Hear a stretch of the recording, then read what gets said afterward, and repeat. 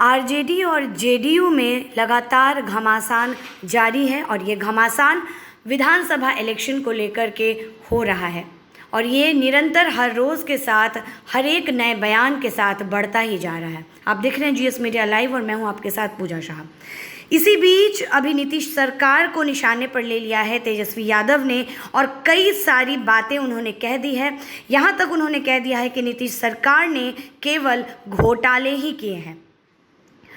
तेजस्वी यादव ने सबसे पहले कहा कि बाढ़ से पूरा उत्तर बिहार खतरे के कागार पर पहुंच गया है, यानी कि पूरे उत्तर बिहार पर खतरा मंडरा रहा है बाढ़ का, क्योंकि जो बांध है उसकी अच्छे से मरम्मत समय समय पर जो उसकी देख रेख होनी चाहिए, जो उसका रख रखाव होना चाहिए, वो सही से नहीं हो पाया।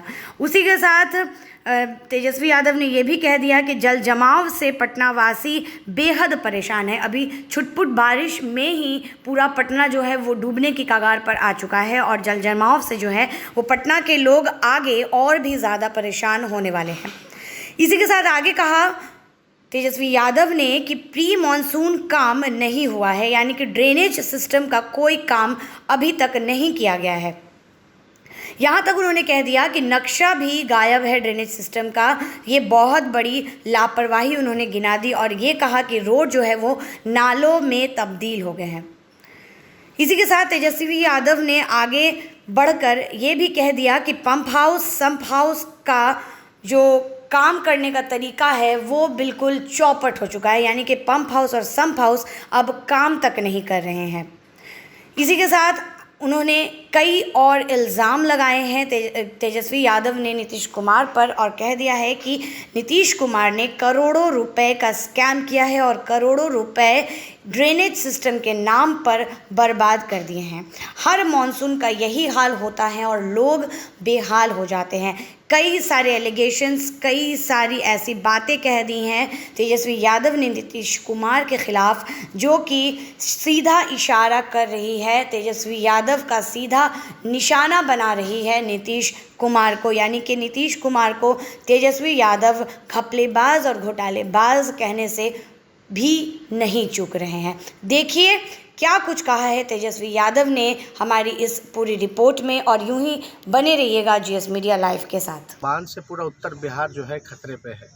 जो बांध का जो कार्य जो रुका हुआ है, पूरा उत्तर बिहार जो है खतरे में है और जल जमाव के कारण जो है सिर्फ पटना ही नहीं बल्कि जितना जिला हेडक्वार्टर है सब लोग परेशान हैं इससे और डूबने की स्थिति पे आ जाता है। अब रोड है कि नाला के रूप में तब्दील हो जाता है, तो नाला का ड्रेनेज का प्रॉपर जो व्यवस्था इंफ्रास्ट्रक्चर होना चाहिए था, प्री मॉनसून जो काम कराना चाहिए था सरकार को, वो नहीं कराया गया, बल्कि करोड़ों रुपए जो है पानी की तरह बहाया गया और वो पानी की तरह जो बहाया गया रुपया उसका कोई हिसाब किताब नहीं है, वो ज़मीनी स्तर पे नहीं दिखाई देता है। पटना का तो छोड़िए, जो ड्रेनेज का जो नक्शा है वही नहीं मिल रहा।